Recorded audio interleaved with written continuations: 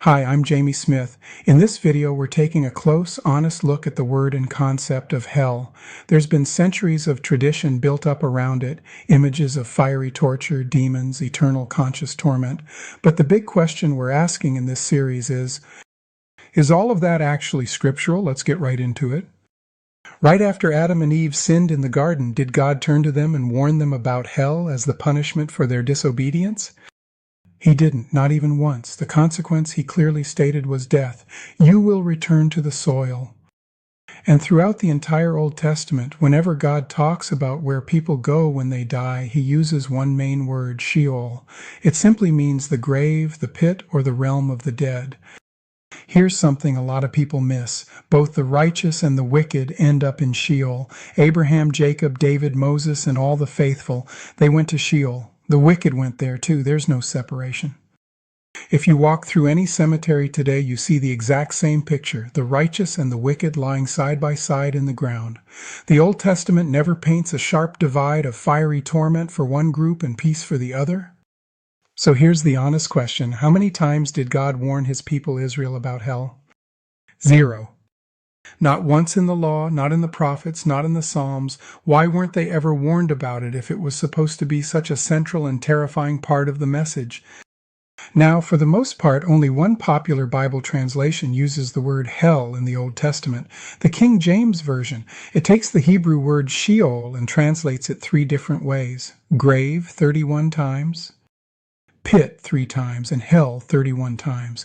Every major modern translation, NIV, ESV, NASB, CSB, and others, simply says Sheol, the grave, or the realm of the dead. It's the exact same Hebrew word. Why did the KJV do such a thing? So why is there almost no mention of hell in the Old Testament, but then suddenly in the New Testament, Jesus and the apostles seem to talk about it all the time? Many Christians explain the difference as progressive revelation, the idea that God revealed truth gradually, little by little over time. The Old Testament keeps the picture pretty basic. Sheol is mostly just the common grave for everyone.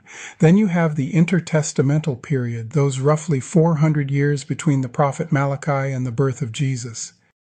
During that time, some Jewish writings started painting much stronger pictures of final judgment, resurrection, and punishment. A few of those books mention ideas of everlasting fire or ongoing suffering.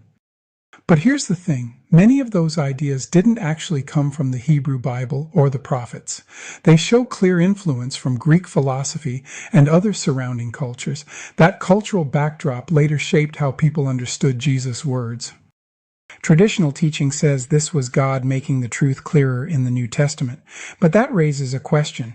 What about all the Old Testament people who lived and died without this clearer revelation? Did they end up in hell anyway? It almost feels like Satan could have jumped out after they died and said, "Surprise." Others look at the evidence and say a lot of these newer ideas came from outside Greek thinking rather than straight from the Old Testament law and prophets. And centuries later, Dante's Inferno, written in the early 14th century, painted such dramatic and terrifying pictures of hell that it ended up shaping medieval Christianity and even modern ideas far more than most people realize. So we have almost no concept of hell in the Old Testament. But what about the New Testament? Even though the original Greek text never uses a single word that directly matches our modern idea of hell as eternal conscious torment, many English translations turn 3 completely different Greek words into the single English word hell. Let's look at those 3 words more closely. First, Hades. This is the direct Greek equivalent of the Hebrew Sheol, the unseen realm of the dead. It's the common grave for everyone, just like in the Old Testament. In the KJV, it often becomes hell, but it's the same basic idea as Sheol. Second, Gehenna.